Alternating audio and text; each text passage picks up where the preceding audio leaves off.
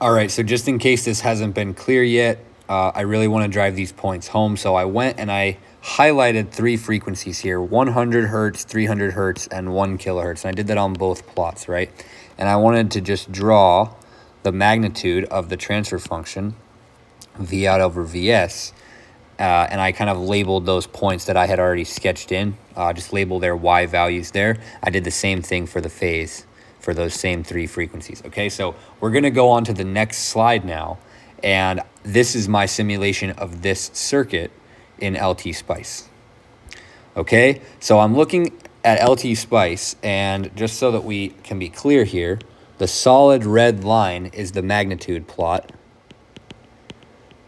right? And that is this left-hand side y-axis. There are 2 y-axes here. There's the left-hand side, which is the magnitude, and then there's the right-hand side, which is the phase, which, again, notice that just like my plot, it goes from 1 to 0 in the magnitude, and it goes from 0 to minus 90 in the phase, okay? And so what we're looking at is we're looking at the dotted, the solid line is the magnitude, and the dotted red line is the phase, okay? And just like my plot, you can see the same behavior, right? This sort of decaying, like as the frequency increases, decaying and then asymptoting at 0 for the magnitude, and then decaying and asymptoting at negative 90 degrees for the phase, right? That's exactly what we saw here. We plotted the magnitude, we plotted the phase, and they both exhibit the same exact behavior that I'm looking at here. Right down to at a frequency of 100 hertz, right? I said that my magnitude was 0.847 and my phase was negative 32 degrees. We come back over here. My magnitude is 0.847 or 847 millivolts in this case because it's in terms of voltages, and a phase of negative 32 degrees. So exactly what we saw. The same goes for a 300. Let's go with 300 hertz, negative 62 degrees phase, 0.47 magnitude. Here's my 300 hertz, right here. Negative 62 degrees phase, 470 millivolts or 0.47 for the magnitude. Okay, so on and so forth. Every point matches up with what I sketched, and that comes directly from these 2 functions. Of course, by what I came up with for my magnitude and what I came up with for my phase. And so it's great that LT Spice can plot this for us. It's important to note that I can do this in LT Spice and I see this behavior that I got from my sketch, but I want to show you the difference between what this means in the frequency domain and what it means in the time domain, okay? And so that's my title of this slide here is time domain versus frequency domain. So right now we're looking at the frequency domain. You can see that just like I did, they drew this sort of logarithmic x-axis. It's very important that we do that because if we don't do that, right, I would have 1 hertz, then I'd have 10, 20, 30, 40, 50, and then I would have to go off to infinity to see something like 100 kilohertz, right? I need something that's more logarithmic. So instead of taking equally sized steps, right, the difference between these 2 points being the same distance, it's the ratio between 2 points that's actually the same, right? So from 10 to 1, I decrease by a factor of 10. From 100 to 10, I decrease by a factor of 10. From a kilohertz to 100 hertz, I decrease by a factor of 10. Okay, so that's the benefit of drawing this logarithmically on the x-axis. It allows us to view this huge span of frequencies.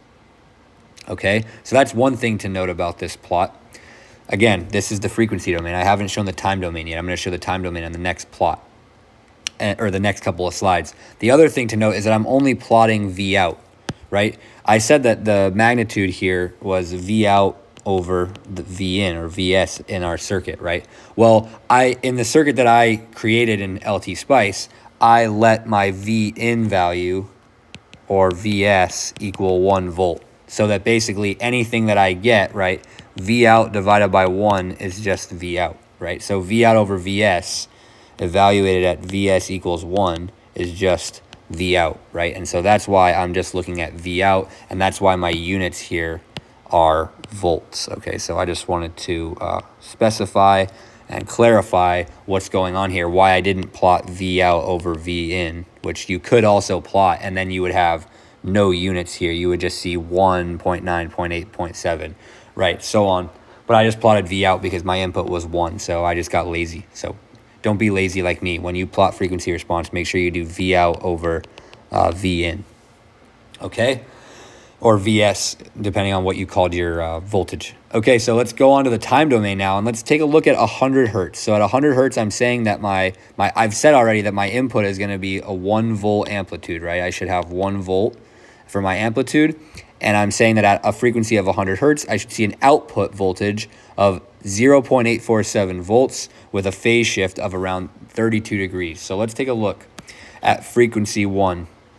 So I said 0.847. That looks pretty right around there. That's what I'm looking at for my output. You can see that my output is in red and my input is in gray. So again, my input is this 1 volt sine wave, right? It's just a 1 volt sine wave with a phase shift of 0. And we can see, again, I kind of took a snip of that frequency from the plot before, right? I kind of took a screenshot of just this little chunk, and we're looking at the magnitude and the phase for that frequency. We see that we do get 0.847, and I'm not going to sit here and try to prove to you that this is a negative 32 degrees phase shift, but I hope that you'll believe me that this is a negative 32 degrees phase shift. And we're just going to see relatively how that phase increases as we increase the frequency. So this is the time domain representation of exactly what I'm seeing on this plot. I look at this plot at a particular frequency, I can get the magnitude and the phase from that plot, and this is exactly what I see in the time domain, right? The change in magnitude and the change in phase. So what happens if I go to the next frequency, which is 300 hertz? Well, I have an even bigger drop in magnitude and an even bigger phase shift. And that's exactly what I expect to see, right? My magnitude of my output dropped from 0.84, or what was it over here? 0.847 down to 0.47. So 0.47 would be somewhere like right there, and that's exactly what we see. And we have an even larger phase shift, something like 62 degrees, which is bigger than what we had in the previous case, right? Here it was a pretty small phase shift. Now it's an even larger phase shift, right? Okay, and so what happens if we go even further to 1 kilohertz? Now we see even less magnitude, right? 155 millivolts, which is right about there. And we see an even bigger phase shift. So we're getting all the way out to close to approaching our 90-degree phase shift, which is where we know we get our asymptote. Okay, so I just wanted to show how what we see in the frequency domain, right, correlates with what we see in the time domain. It's all the same circuit. It's just different ways of displaying the same data, different ways of visualizing the same concept, right? We're looking at all the different frequencies and what the magnitudes and phases are for all those different frequencies. And then in the time domain, we can pick a particular frequency like I picked here. I just decided to make my input, a 100 hertz signal. And then this is the output that I get for 100 hertz. Here I made my input a 300 hertz signal. My gray signal looks the same in all these cases, but notice that my my x-axis here is 30 milliseconds, right? 3 cycles, 30 milliseconds. That means each cycle was 10 milliseconds, right? 1 full cycle ends right around there, which is right around 10 milliseconds. Well, here I increased my frequency. So now my full cycle takes less than 10 milliseconds. Well, it's like 3.33 milliseconds, or, this is a 300 hertz signal. So now 3 cycles takes only 10 milliseconds, where in the previous case, 3 cycles took 30. So they look the same, but what's actually changing is the x-axis here. The time is changing. So in the even faster case where I used 1000 hertz, my entire 3 cycles only takes 3 milliseconds. And so 1 cycle takes 1 millisecond.